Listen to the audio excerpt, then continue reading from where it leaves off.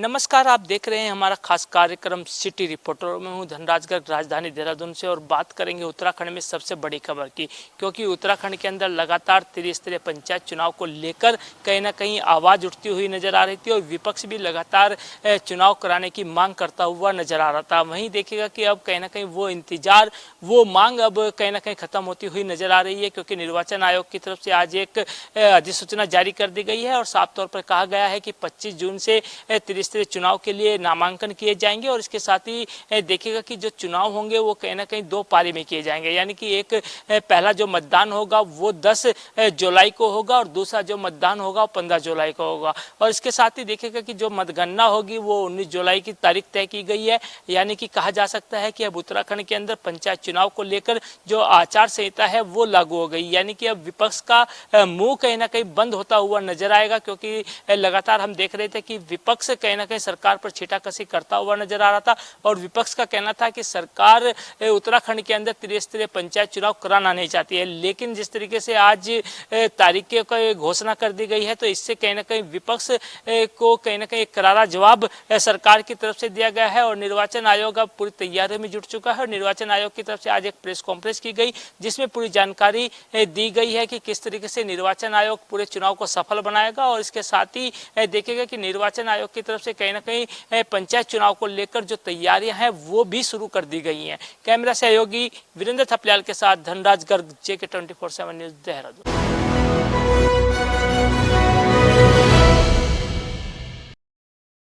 नमस्कार, आप देख रहे हैं सिटी रिपोर्टर। मैं हूं मनीष कुमार। इस वक्त जो है बिहार की राजनीतिक में जो है काफ़ी चहल पहल जो है तेजी से हो रहा है, चाहे एनडीए गठबंधन हो चाहे इंडिया गठबंधन हो। इसी कड़ी में जो है देश के प्रधानमंत्री जो है सीवान दौरे पर आए हुए थे। प्रशांत किशोर ने देश के प्रधानमंत्री पर कटाक्ष किया है कि जब से देश के प्रधानमंत्री बिहार आए हैं, लगभग जो है 52 बार आ चुके हैं बिहार, लेकिन बिहार के कुछ ऐसी गांव है जहां पर अभी भी लोग जो है शादी विवाह से कतराते हैं। बिहार में विकास कोसों दूर है। बिहार में ना तो उद्योग लगा है। जब देश के प्रधानमंत्री बिहार आते हैं तो केवल जुमलेबाजी करते हैं, केवल शिलान्यास पर शिलान्यासें हो रही है। मंत्री जो है क्षेत्रीय दौरे पर लगे हुए हैं। जब यही देश के प्रधानमंत्री जब गुजरात जाते हैं तो वहां पर जो है फैक्ट्री का फीता काटकर उद्घाटन करते हैं। कहीं ना कहीं जो है बिहार के जो नौजवान है इस बार जो है समझ चुके हैं, जान चुके हैं कि देश के प्रधानमंत्री जो जुमलेबाजी करते हैं उनके जुमलेबाजी में इस बार जो है बिहार के नौजवान नहीं आने वाले हैं। प्रशांत किशोर ने यह भी कटाक्ष किया कि अभी जो है जो एनडीए गठबंधन हो चाहे इंडिया गठबंधन हो, ये दोनों गठबंधन से जो है बिहार का भला नहीं होने वाला है। बिहार का भला जो है तीसरा विकल्प है प्रशांत किशोर, यानी जन स्वराज पार्टी। जन स्वराज आएगा 5 काम हो जाएगा, उनका जो नारा है वो गांव-गांव जाकर जो है अपनी बातों को जो है जनता के बीच में रख रहे हैं। और जो खास करके अगर बिहार में देखा जाए तो युवा जो है वो जो है प्रशांत किशोर से जो है काफ़ी प्रभावित हो रहे हैं, क्योंकि उनका जो मैनिफेस्टो है, उनके मैनिफेस्टो पर जो है युवा जो है बिल्कुल एकदम जो है आगे बढ़ रहे हैं। लगातार आप देखे होंगे कि जदयू और बीजेपी का सरकार जो है 20 वर्षों से जो है बिहार में है। इससे पहले जो है इंडिया गठबंधन जो है कांग्रेस पार्टी का भी सरकार रहा है, लेकिन बिहार में कुछ ऐसे गांव है जहां पर विकास कोसों दूर है। ना तो बिहार में उद्योग लगा है, ना तो फैक्ट्री लगा है। दुर्भाग्य है जब देश के प्रधानमंत्री आए तो वंदे भारत ट्रेन का बात किए। प्रशांत किशोर ने इस पर भी कटाक्ष किया है। क्या देश के प्रधानमंत्री फिर जो है पुनः बिहार के युवाओं को मजदूरों का जो फैक्ट्री बनाने चाहते हैं? बिहार के नौजवान अब समझ गया है, जब गुजरात में फैक्ट्री लगेगा तो बिहार में भी अब फैक्ट्री लगेगा। बिहार में पलायन का बात नहीं होगा, बिहार में होगा शिक्षा का बात होगा, स्वास्थ्य का बात होगा, रोजगार का बात होगा। जो शोषित वंचित हैं, जिनको जो है अभी तक जो है बिहार में जो है जो अंतिम पायदान पे लोग रह रहे हैं, जिनके बातों को नहीं सुना जाता है, अफसरशाही चरम सीमा पर है, बेगर चढ़ावे का कोई काम नहीं होता है। अभी अपराधी जो है बेलगाम हो गए हैं। प्रशासन पुलिस बल के नाक के नीचे जो है अपराधी खुलेआम जो है हथियार लहराते। लेकिन दुर्भाग्य है कि बिहार में कहते सुशासन की सरकार है। प्रशांत किशोर ने काफ़ी आक्रोश में जो है ये बातें कहे। आज जो है उनका जो समस्तीपुर में जो है भी मोदी नगर में प्रशांत किशोर पहुंच रहे हैं। अब देखना है कि आज प्रशांत किशोर यहाँ पर क्या कुछ कर रहे हैं। लेकिन खास करके अगर मैं यहाँ पर बात करूँ युवाओं को, तो युवाओं का जत्था जो है प्रशांत किशोर के रैली में जो है काफ़ी जा रहे हैं ताकि प्रशांत किशोर से प्रभावित युवा हो रहे हैं। आप देख रहे हैं सिटी रिपोर्टर, मैं अपने सहयोगी कैमरामैन के साथ समस्तीपुर बिहार से।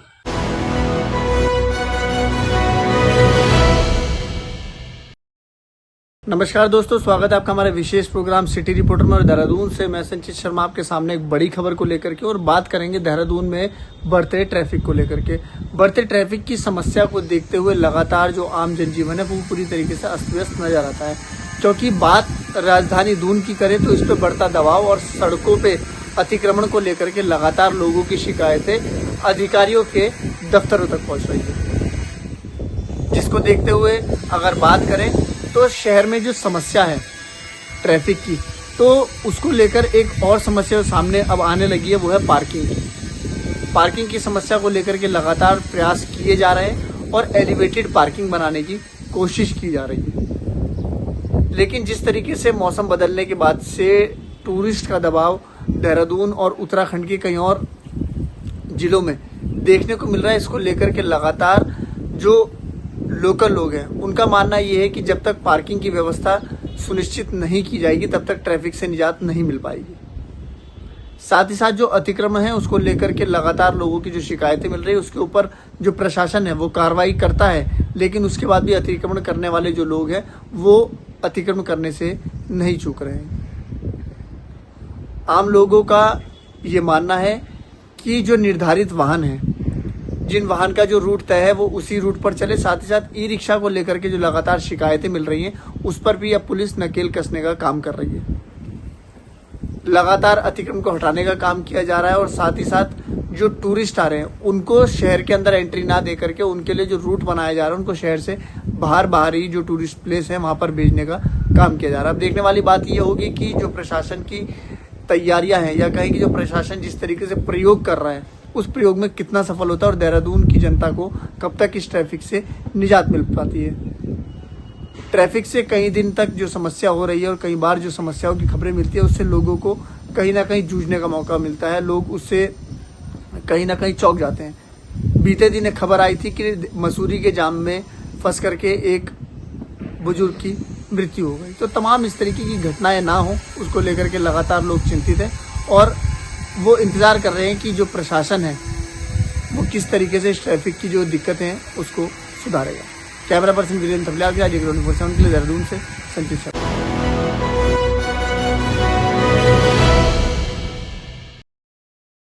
नमस्कार दोस्तों, मैं हूँ धर्म की नगरी काशी से प्रहलाद गुप्ता और आप देख रहे हैं JK 24x7 न्यूज के बेहद खास प्रोग्राम सिटी रिपोर्टर। हम आपको बता दें कि प्रधानमंत्री जब अपने संसदीय क्षेत्र वाराणसी से चुनाव लड़े और देश के प्रधानमंत्री बने, उसके बाद लगातार चर्चा करते रहे हैं कि काशी को क्योटो की तर्ज पे सजाया जाएगा। तो ऐसे में तमाम तरीके के विकास तो जरूर हुआ, लेकिन हम आपको बता दें कि शहर में जो जाम की समस्या है उसको जाम से निजात दिलाने के लिए जनता को तमाम कोशिशें की गई, लेकिन प्रशासन नाकाम रहा। लेकिन उसे नए प्रोजेक्ट तैयार किया गया, रोपवे निर्माण, यानी देश दुनिया भर से जो यात्री यहाँ आते हैं धर्म की नगरी काशी में, उन्हें समस्याओं से घिरना न पड़े और जाम की समस्याओं से जूझना न पड़े। तो ऐसे में धर्म की नगरी को यानी काशी को जाम से निजात दिलाने के लिए एक रोपवे का निर्माण तैयारी किया गया और शहर के विभिन्न क्षेत्रों में एक स्टेशन की तैयारी किया गया। जो हम आपको बता दें कि वाराणसी के जो गंगा घाट का जो किनारा है और बाबा विश्वनाथ मंदिर है उसी के समीप एक स्टेशन तैयार किया जा रहा है और उसे खुदाई के दौरान एक बड़ा शाही नाला मिला है। उस शाही नाला मिलने में पूरे प्रशासन में हड़कंप मच गया है और ऐसे में वो शाही नाला जो है उसी जगह से कभी गोदावरी नदी बहा करती थी और वो सीधे 80 नदी में जाकर मिलती थी। तो ऐसे में जो शाही नाला मिला है वो 80 नदी में जाकर मिला है, ऐसा लोगों का मानना है। तो ऐसे में हम आपको बता दें कि साफ तौर से कि जो शाही नाला मिला है उसके आसपास के एरिया को सील कर दिया गया है। उसे सील करने के बाद उस जगह को जो होटल है, जो मकान है, उसे खाली कराने के लिए नोटिस भी दे दिया गया है और बाकायदा उस जगह को सील कर दिया गया है। तो हम आपको बता दें कि शहर में एक कहावत भी कही गई है, सुबह बनारस शाम बनारस, जब देखो तब जाम बनारस, यही है मेरी शान बनारस। हालांकि जाम से निजात दिलाने के लिए रोपवे का निर्माण तो शुरू कर दिया गया है, लेकिन जब निर्माण के अंतिम चरण में थोड़ा सा एक कठिनाई झेलना पड़ रहा है प्रशासन को, तो उससे भी दूर किया जाएगा और देखा जाएगा कि आखिर कब ये निर्माण पूरा होगा। तो ऐसे में जब भी देश के प्रधानमंत्री नरेंद्र मोदी काशी आते हैं तो काशी की जनता के लिए हर एक बार हर एक नई सौगात लेकर आते हैं। तो हम आपको बता दें कि इसी सौगात के साथ गांव से निजात दिलाने के लिए शहर को एक सुंदरता के साथ साथ रोपवे का निर्माण किया जाएगा, जिससे देश दुनिया भर के लोग जब यहाँ पर आएंगे, कोई रोपवे से कोई वाहन से किसी तरीके से जब सवारी करेंगे तो जाम से उन्हें जूझना नहीं पड़ेगा। तो देखने वाली बात यह है कि कब तक ये निर्माण कार्य पूरा होगा और बड़े ही साफ सफाई के साथ वो तैयारी चल रहा है। और कुछ दिन बाद सावन की तैयारी भी चल रही है यहाँ पर। जिस तरीके से जो कांवरिया हो, जो दुनिया भर से लोग बाबा विश्वनाथ के हम मत्था टेकने आएंगे, गंगा स्नान करने आएंगे, उनको भी दिक्कतों का न सामना करना पड़े, इसको लेकर प्रशासन में समीक्षा बैठक भी की जा रही है। तमाम तरीके की कोशिश की जा रही है। अब देखने वाली बात यह है कि किस तरीके से निर्माण कार्य को पूरा किया जाएगा और काशी की सुंदरता जब रोपवे को तैयार किया जाएगा तो कैसे दिखेगी, ये तो आने वाला वक्त बताएगा।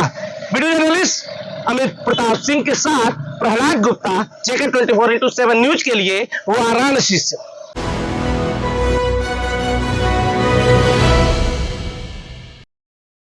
आप देख रहे हैं सिटी रिपोर्टर, मैं सुनील कुमार। कानपुर के साड़ थाना क्षेत्र में एक पानी को लेकर एक विवाद हुआ। विवाद इस कदर हुआ कि दोनों आमने सामने में एक लहूलुहान होना पड़ा है और सिर्फ बारिश का जल निकास को लेकर हुआ विवाद इस कदर हुआ कि उसके सर पे एक व्यक्ति ने फड़ुए से वार कर दिया। वार होने के बाद में घायल व्यक्ति वही तुरंत गिर पड़ा और गिरने के बाद ग्रामीणों ने तुरंत उसको कानपुर सीएससी लेके भगे और वहां से सीएससी डॉक्टरों ने उसे कानपुर जिला अस्पताल रेफर कर दिया गया। रेफर होने के बाद अभी उसका इलाज चल रहा है। इस कदर उसके लहूलुहान हुआ था कि जिंदगी मौत से लड़ता नजर आ रहा है, क्योंकि कहीं न कहीं ऐसे दबंगों पर पुलिस की अगर बात की जाए तो पुलिस कार्रवाई के नाम पर सिर्फ खानापूर्ति करती नजर आती है। वहीं परिजनों ने तहरीर देने के बाद अभी तक किसी भी दबंग पर अभी तक कोई कार्रवाई नहीं की है और परिजनों का रो रो कर बुरा हाल है, क्योंकि ये अभी जिस तरीके से यह वीडियो वायरल हुआ है और अभी इस पर किसी तरीके से कार्रवाई नहीं हुई है। वहीं अगर बात की जाए तो कानपुर कमिश्नरेट की जहां कहा गया है कि अपराधियों पर अंकुश लगाने की नई नई पहल की जाती है। ऐसा ही मामला जो देखने को मिलता है ग्रामीण क्षेत्रों में मिलते हैं कि जहां अपराधियों के हौसले बुलंद होते हैं, मगर अपराधियों पर प्रशासन जो है किसी तरीके से कार्रवाई नहीं कर पाता है। और सबसे बड़ी बात यह है कि जिस तरीके से एक व्यक्ति के ऊपर जानलेवा हमला हुआ है तो वही गांव के दबंग जो है वो फरार चल रहे हैं। उन पर अभी तक पुलिस ने किसी तरीके से कार्रवाई नहीं की और परिजनों का रो रो के बुरा हाल है। ग्रामीणों की अगर बात की जाए तो ऐसे दबंगों के आगे ग्रामीण नतमस्तक होते नजर आते हैं। वीडियो लिस्ट सहयोगी के साथ सुनील कुमार, जेके 24 न्यूज, कानपुर।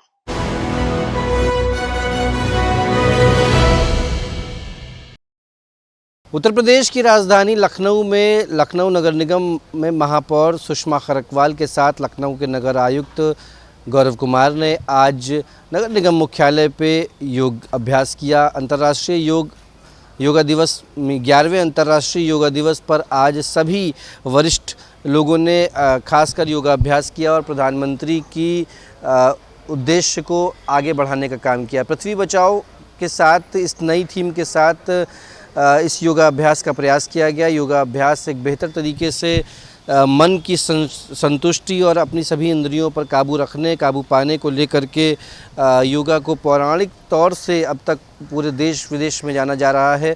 तकरीबन 191 देशों ने इस योगा को अपनाया है और यही नहीं, योगा अभ्यास बेहतरीन एक कला है जो अपनी सारी इंद्रियों को अपने वश में करने का काम करती है। इसके साथ साथ आज राजधानी लखनऊ में नगर निगम में महापौर सुषमा खरकवाल के साथ साथ लखनऊ के नगर आयुक्त गौरव कुमार, अपर नगर आयुक्त अपर नगर आयुक्त के साथ साथ तमाम वरिष्ठ कर्मचारी और अधिकारी आज इस योगाभ्यास को करते नजर आए।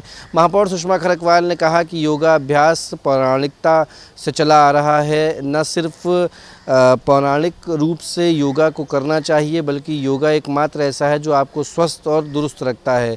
योगा करें और निरोगी रहें। इस बड़े संदेश के साथ उत्तर प्रदेश की राजधानी लखनऊ में आज तकरीबन 93 से ज़्यादा जगहों पर योगा का अभ्यास किया गया, योगाभ्यास किया गया। कई जगहों पर बड़े बड़े योगा सिखाने के लिए टीचर्स भी आए। लेकिन सबसे बड़ी बात यह कि योगा को न सिर्फ किसी एक दिन तक सीमित रख के योगा को प्रतिदिन अपनी दिनचर्या में शामिल करना होगा। ये बात लखनऊ के नगर आयुक्त गौरव कुमार ने कही और ये भी कहा कि हम प्रतिदिन जहां हों, जब हों, जैसे समय मिले हमें योगा करते रहना चाहिए, जिससे हम शारीरिक फुर्ती के साथ साथ मानसिक संतुलित भी रहें।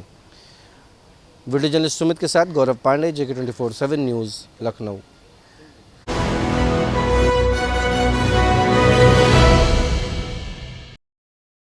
राजधानी लखनऊ की कमिश्नरेट पुलिस ने पिंक बूथों पर लगातार कहीं ना कहीं निरीक्षण किया गया है पुलिस अधिकारियों द्वारा, और साथ ही साथ तमाम जो समस्याएं आई थी उनका किस तरह निस्तारण किया गया। और सबसे बड़ी बात यह है कि पिंक बूथों पर महिलाओं की सुरक्षा और कहीं ना कहीं उनके एहतियात के लिए पिंक बूथ की स्थापना की गई थी और पिंक बूथ पर हर एक महिला आरक्षी की वहां पर तैनाती होती है। लगातार जिस तरह से महिलाओं के तमाम समस्याओं को देखते हुए पिंक बूथ की स्थापना की गई थी और बेझिझक वहां पर महिलाएं जाकर अपनी बात रख सकती थीं। लगातार कहीं ना कहीं अधिकारियों ने इसको निरीक्षण किया है और तमाम खामियां मिलने पर कई जगह पिंक बूथ पर वहाँ पर जो आरक्षी थे उनको फटकार भी लगाई गई है।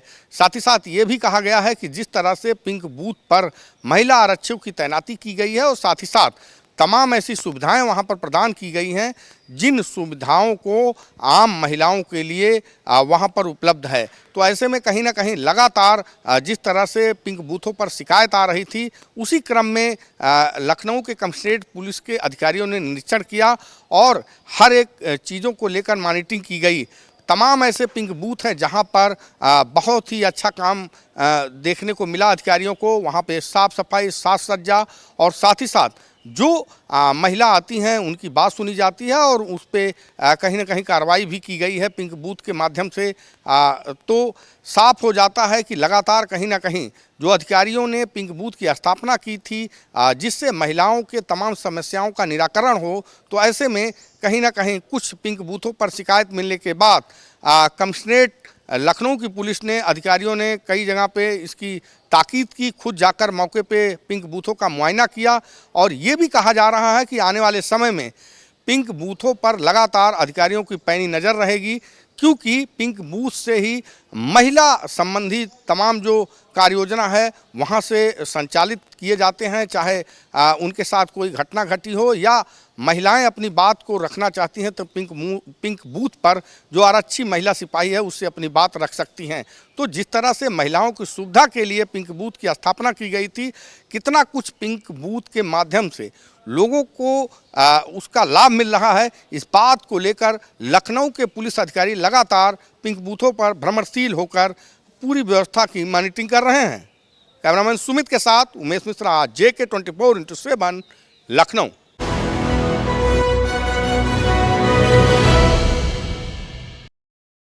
नमस्कार, आप देख रहे हैं JK न्यूज का खास कार्यक्रम सिटी रिपोर्टर और पीलीभीत की बड़ी खबर को लेकर के मैं हूं आपके साथ ऋतिक द्विवेदी। बारिश का असर अब पुल पुलिया पर भी दिखने लगा है। मानसून के बाद जहां एक तरफ बारिश से गर्मी से राहत मिल रही है तो दूसरी तरफ लोगों के लिए मुसीबत भी बन रही है। बारिश के बाद खराब हो रहे पुल पुलिया के हालात ने लोगों की आवाजाही पर रोक लगा दी है। हम बात कर रहे हैं गुंगचाई बंडा हाईवे के लिंक मार्ग की। यहाँ बरसात के बाद कबीरपुर कसगंजा होकर नबीची जाने वाली सड़क की पुलिया एक डंपर निकलने से धंस गई है, जिससे आवागमन प्रभावित हो गया है। बाइक सवार जैसे तैसे निकल रहे हैं, लेकिन बड़े वाहनों की आवाजाही ठप है।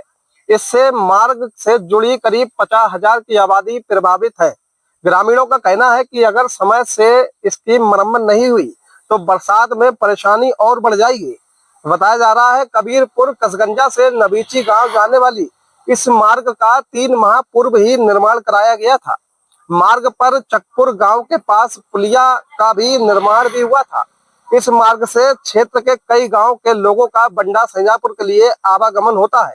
3 दिन पूर्व एक डंपर के गुजरने से पुलिया क्षतिग्रस्त हो गई थी। इससे डंपर भी पलट गया था। पुलिया क्षतिग्रस्त होने के बाद से मार्ग पर आवागमन प्रभावित हो गया। बाइक सवार तो जोखिम के बीच गुजर रहे हैं, लेकिन बड़े वाहनों का आवागमन ठप है।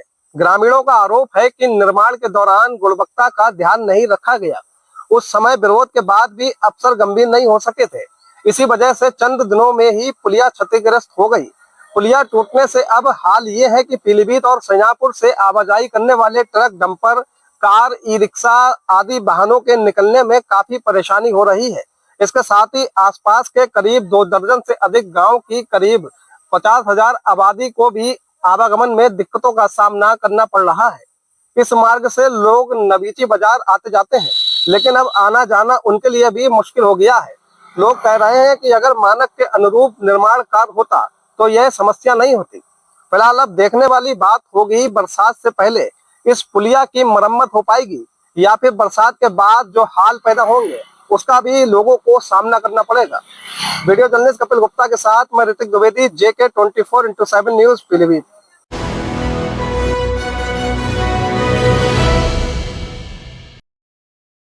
जिस महायुति को महाराष्ट्र की स्थिरता का सूत्रधार बताया गया, उसी महायुति में अब सियासी तनाव की आंच दिखाई दे रही है।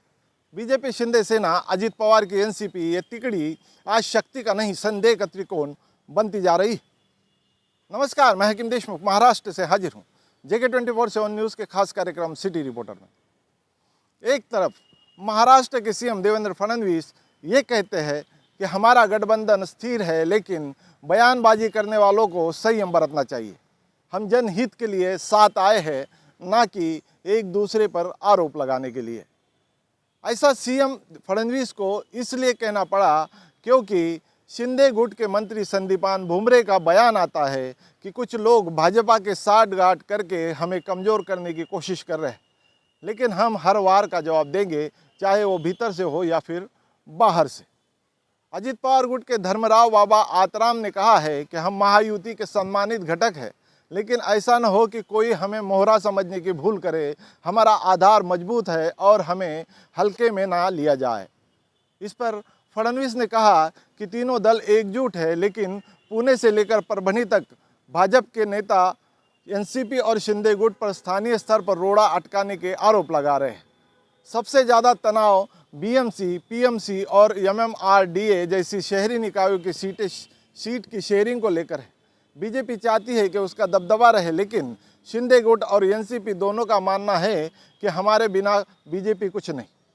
बात सिर्फ सीट की नहीं है, विश्वास की भी है। पिछले 3 महीने से महायुति के नेताओं के बीच जितने निजी कटाक्ष हुए उतने शायद विपक्ष में भी नहीं हुए। देखा जाए, गठबंधन सियासी मजबूरी है, विचारधारा की एकता नहीं है।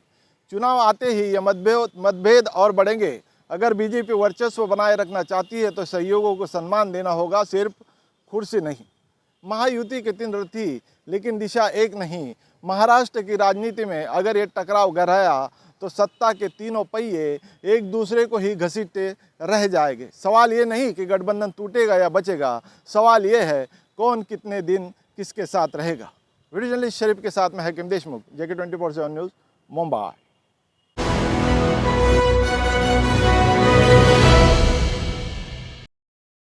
विदर्भ में स्कूल 23 जून से खोलने के फैसले का जोरदार हो रहा है विरोध। नमस्कार, आप देख रहे हैं JK 24/7 न्यूज का खास कार्यक्रम सिटी रिपोर्टर। मैं हूं आपके साथ इरशाद अहमद। महाराष्ट्र के विदर्भ में स्कूल जो है खास तौर से खोलने को लेकर एक बड़ा विवाद सामने आने लगा है। महाराष्ट्र के विदर्भ क्षेत्र में 23 जून से स्कूल शुरू करने के सरकार के फैसले पर अब टकराव गहराया गया है। महाराष्ट्र राज्य शिक्षण संस्था महामंडल ने इस फैसले का विरोध करते हुए सरकार को साफ चेतावनी दी है।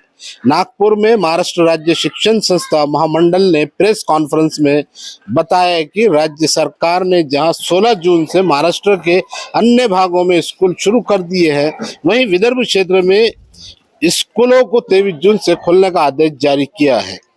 लेकिन अब महाराष्ट्र राज्य शिक्षण संस्था महामंडल ने इस फैसले का खुला विरोध किया है।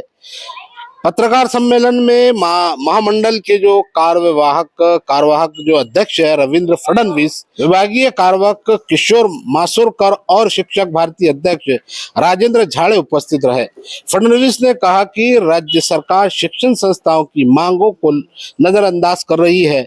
महामंडल ने सरकार को एक ज्ञापन सौंपा जिसमें शिक्षण संस्थाओं को प्रॉपर्टी टैक्स से छूट, अनुदानित स्कूलों के लिए घरेलू बिजली दरें और सौर ऊर्जा सुविधाएं मुफ्त, आरटीई के 2400 करोड़ की लंबित फीस प्रतिपूर्ति तुरंत जारी करना, शिक्षकों और कर्मचारियों की नियुक्ति प्रक्रिया में तेजी और 15 मार्च 2025 के अन्यायपूर्ण संच मान्यता आदेश को रद्द करना जैसे प्रमुख मांगे शामिल है। महामंडल का स्पष्ट अल्टीमेटम है कि अगर सरकार ने समय रहते इन मांगों पर कार्रवाई नहीं की तो राज्य भर की स्कूलें अनिश्चित काल के लिए बंद की जा सकती है। इतना ही नहीं, विद्यार्थियों के एडमिशन से लेकर क्लासरूम तक के सभी गतिविधियां रोक दी जाएंगी। वहीं 23 जून का एक दिन स्कूल बंद रखकर सरकार को चेतावनी दी जा रही है। अगर सरकार उनकी मांगे नहीं मानती है तो जुलाई से स्कूल बंद आंदोलन भी कर सकते हैं। अब देखना होगा कि सरकार शिक्षा की अहमियत की तरजीह देती है या नहीं। कैमरा पर्सन बाकिर अंसारी के साथ मैं इरशाद अहमद, जगत 24/7 न्यूज, अमरावती।